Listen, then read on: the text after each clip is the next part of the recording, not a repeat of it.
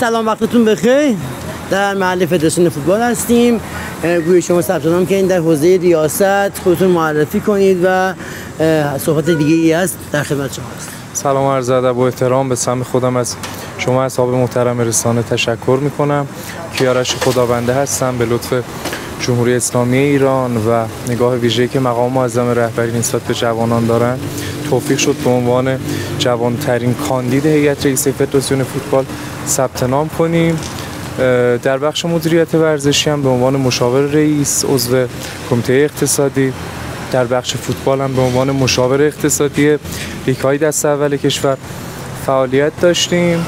امیدواریم بتونیم که رأی اعضای مجمع رو داشته باشیم و اقدامات خوبی رو برای فوتبال کشورمون انجام بدیم.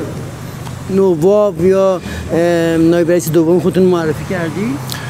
عرض کردم به عنوان هیئت رئیسه در بخش کارشناس ثبت نام خودمون رو انجام دادیم و تاییدیه‌هاش هم گرفتیم. فکر می‌کنید بتونید رأی کافی رو بیاری؟ امیدوارم. تلاشی که داشتیم با دوستان صحبت کردیم، یک برنامه خیلی خوبی و به صورت کوتاه مدت، میان مدت و بلند مدت توسط کارشناسان و همچنین